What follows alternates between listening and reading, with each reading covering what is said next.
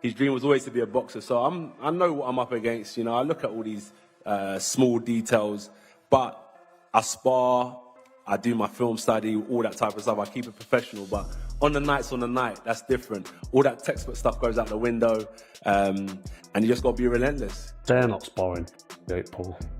They're moving around with him, touching him up, a little jab and a little technical bull. So they're not sparring him. Lawrence Okoye's quite a good puncher, he's big now. Jake Paul's not good enough to spar with him. About that, but I mean, you got to give it up to Jake Paul. He must have a big old nut sack on him to think he can go in there and take out Anthony Joshua. I'm fired up for the fight, but I also am a little bit scared for Jake. Anthony Joshua didn't throw punches this time. He sent a warning. In a chilling final message aimed directly at Jake Paul, the former heavyweight champion made it clear that boxing isn't a playground for clout or viral moments. With calm confidence and unmistakable menace, Joshua reminded Paul that there's a brutal difference between selling fights online and surviving them in the ring. And if Jake ever crosses that line, the consequences won't be promotional. They'll be permanent. Thank you for having me. Well, you got to give credit to Jake and his team. They reached out to me, to be fair.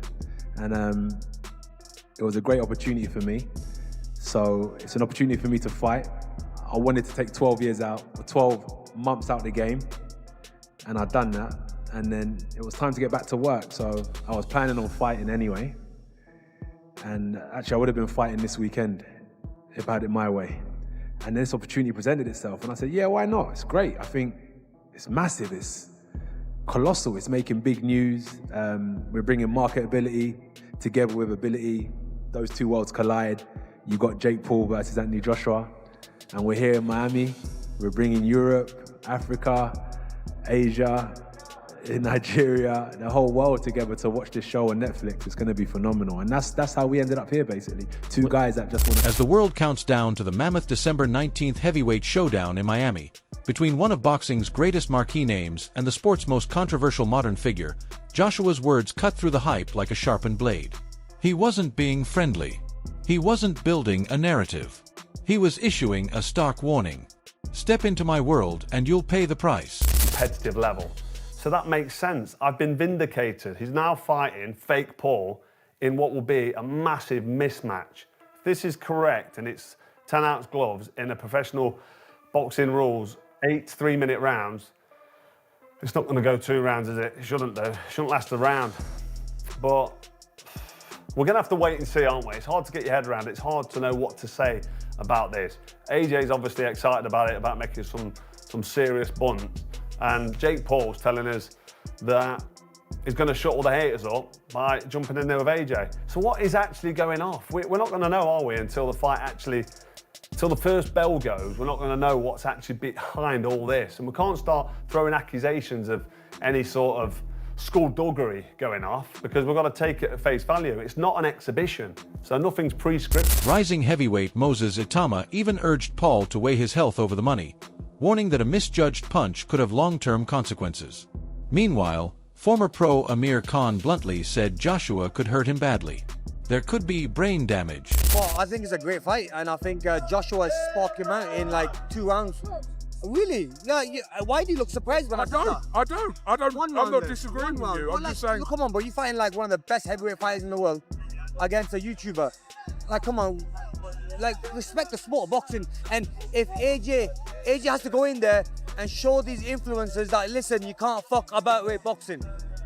You know what I mean? Someone's gonna get hurt badly, and this could be one of the first fights where a fighter gets hurt badly, because if you look at the size difference and the power difference, I mean, bro, there could be brain damages going on there. I mean, AJ could hurt him badly, you know. When you look at Francis Ngannou, who's one of the most fearsome combat stars there is. I know it's MMA, but we saw what AJ did to Ngannou. So, and that's why you don't look. You can't be surprised if AJ is going to do the same to what was it called again?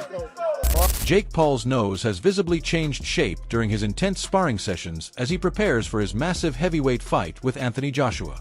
Rather than being purely promotional hype, This injury reflects the real physical toll of training with established heavyweight boxers. Move a couple millimeters to this camp. I'm not gonna lie, this sparring, the heavyweights, my nose has a slight little something in there. A guy by the name of Frank Sanchez, he definitely cracked it a little bit. But yeah, man, it's bad. Wait, hold on. Look at that, dude. I'm like Squidward, dog. But don't respect me for getting in there. Respect me when I beat his ass. I'm not just walking into a fight. I'm going to win. That's what's going to shock the world. I will become the king of boxing. Jake Paul's decision to step into the ring with Anthony Joshua isn't just a high-stakes payday. Many in the boxing world fear it's putting the sport's reputation on the line. Critics argue that matching a YouTube-turned-boxer against a two-time heavyweight champion with vastly more experience and power risks reducing professional boxing to little more than spectacle rather than sport.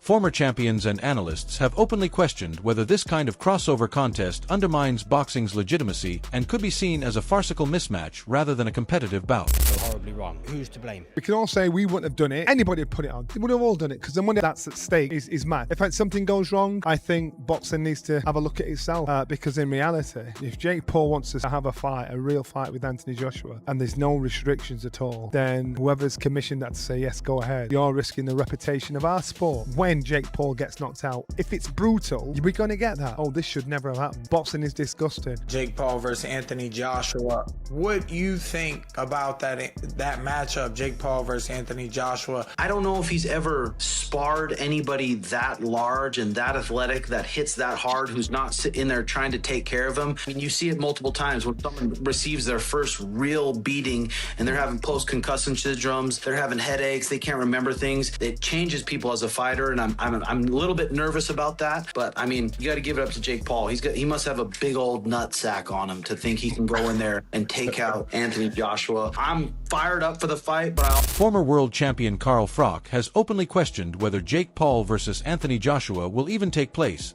telling reporters he still doesn't believe the blockbuster fight will happen as planned. Froch has been skeptical of Paul's sparring claims, suggesting many of the touted sessions with top heavyweights are not real sparring, and said he wants to see actual evidence before he believes Paul is genuinely preparing for a true heavyweight contest. Paul. They're moving around with him, touching him up for a little jab and a little technical bullshit. So they're not sparring him. Lawrence O'Curdy's quite a good puncher, he's big now. Jake Paul's not good enough to spar with him. So let's see the footage. Let's see the sparring and then I'll believe it.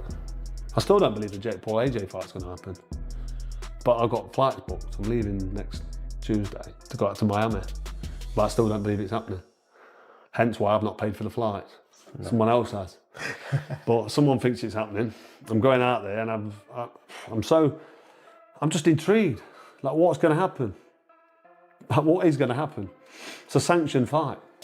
It can't be fixed. It's a federal offence in America if that's fixed. They might have gone to Miami because they can be paid and they can sanction it, sign it. British Boxing Board of Control won't have anything to do with it. The New York State Athletic won't have anything to do with it. Nevada won't touch it.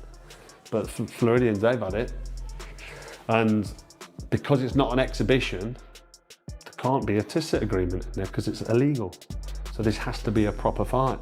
And every single boxing fan or boxing guy who knows about how boxing works knows that if AJ goes in with Jake Paul and tries, the fight won't last a minute. Because the first 1-2 he lands, have a look at the Ngannou fight. Yeah. And what happened to Ngannou, Francis Ngannou, who took Tyson Fury 8 rounds. Well, look how that fight ended. If he hits Jake Paul with that right hand, he might fucking snap his neck. You know what I mean? And then it's game over. Tony Bello has been critical of the idea of Jake Paul fighting real boxing stars, and his comments reflect concern for the sport's integrity.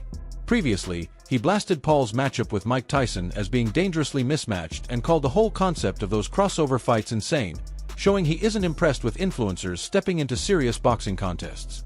Bellew has also made it clear in past interviews that he doesn't see value in Paul's approach to boxing, calling Paul's fights a freak show and arguing that he gains nothing from real boxing fans unless he faces legitimate boxers and wins.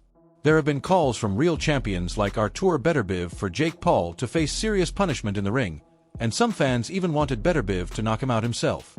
Beterbiev, the undisputed light heavyweight champ with a 20 KO streak, publicly challenged Paul after his Mike Tyson win, essentially asking Paul to prove himself against real boxing elite rather than celebrities. Better be, if it's even posted on social media, that Paul should answer the call and step up to be a true champion. implying that Paul would be shown serious boxing in the squared circle if he accepted. Anthony Joshua and Jake Paul fighting. I don't know about this fight. Yeah? Are you for it? Is it not dangerous? No, I don't know. I hope Joshua beat him. Do you got Jake Paul or AJ? I know they already asked him, but who do you got? I hope Joshua. Anthony Joshua? Yeah. Knockout or decision? Knockout, I hope. For the life of me, I just can't genuinely see him getting in the ring, 10-ounce gloves being on the bell going. I don't know. Round one. Yeah, I can't see it, and it's getting closer. And as each day passes, I keep thinking. Keep looking for the news that it's off. Yeah. Because there is a few rumours about it. And it's not. It's not off. And he's sparring London Cody, and he's sparring fucking how many other heavyweights that are in his camp. And I'm just like, okay, that's great with 16-ounce gloves on, maybe 20-ounce gloves on their guards.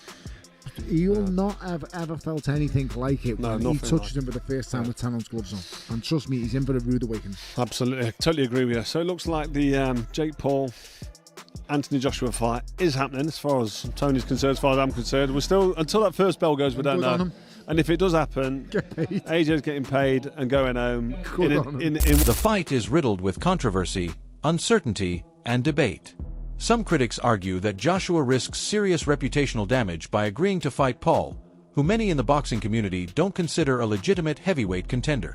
As veteran commentator and former champion Johnny Nelson recently pointed out, Joshua is in a no-win situation. Should he dominate, the victory may be dismissed as expected. If the fight drags or looks competitive, he could be accused of tarnishing his legacy. Jake Paul, excuse my French, what the fuck is Anthony Joshua going to do to Jake Paul? I think my dad said that AJ could beat him with his prick, and I completely will back that up. Even if AJ had a broken arm in there, it still wouldn't go past a minute. To be quite honest with you, and as a safety aspect, there's no way that fight can go ahead. At the end of the day, my God, how good does it make me look? He gets beat by Jake Paul. Well, that automatically makes me two-time heavyweight champion of the world, doesn't it? There's no proper way. I've got to laugh about it. How are we even talking about this? He got his nut boxed off by me a little over 2 years ago, and now all of a sudden he's talking about fighting Anthony Joshua. It's like, come on, like you can't be serious. He can't beat me. I'm not Anthony Joshua, am I? So